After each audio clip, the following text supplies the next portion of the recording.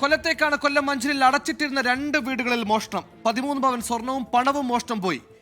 വീടുകളിൽ സ്ഥാപിച്ചിരുന്ന CCTV ക്യാമറകളുടെ hard disk അടക്കം മോഷ്ടാക്കൾ പൊക്കി എന്ന് തന്നെയാണ് ഈ മോഷണത്തെ വേറിട്ട് നിർത്തുന്നത്. എന്തായാലും സമീപത്തെ CCTV ദൃശ്യങ്ങളടക്കം കേന്ദ്രീകരിച്ച പ്രതികൾക്കായി അല്ലെങ്കിൽ മോഷ്ടാക്കൾക്കായി പോലീസ് അന്വേഷണം തുടങ്ങി.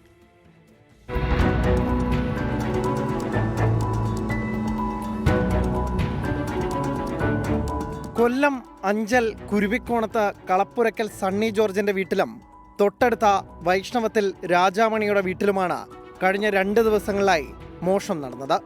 സണ്ണി ജോർജിന്റെ വീടിന്റെ അലമാരയിൽ സൂക്ഷിച്ചിരുന്ന 12 പവൻ സ്വർണ്ണാഭരണങ്ങളും രാജാമണിയുടെ വീട്ടിൽ നിന്ന് 1 പവൻ തൂക്കം വരുന്ന സ്വർണ്ണാഭരണങ്ങളും 6000-ഓളം രൂപയുമാണ് മോഷണം പോയത്.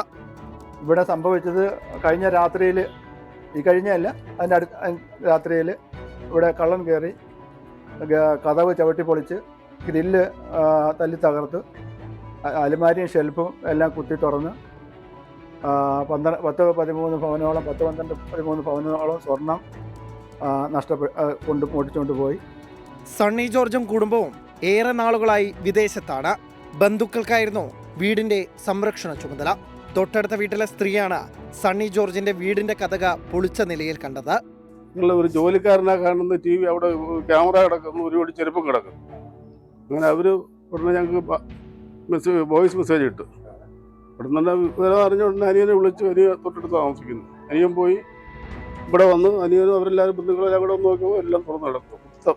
കഥകളെല്ലാം പൊളിച്ച് സകല സാധനങ്ങളും വാരി പറിച്ച് മിറ്റം നമ്മുടെ മുറികൾ മൊത്തവും ചെതറിയാൻ കിട്ടുക സാധനങ്ങൾ.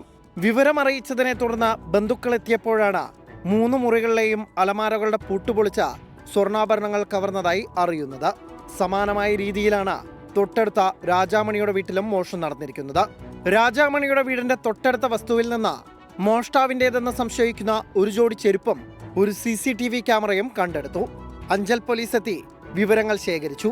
മോഷണം നടന്ന വീടുകളിൽ വിരലടയാള വിദഗ്ധരും ഡോഗ് സ്ക്വാഡും എത്തി തെളിവ് ശേഖരിച്ചു. പ്രദേശത്തെ CCTV ദൃശ്യങ്ങൾ ശേഖരിച്ച മോഷ്ടാക്കളെ കണ്ടെത്താനുള്ള ശ്രമത്തിലാണ് അഞ്ചൽ പോലീസ്. 24 കൊല്ലം.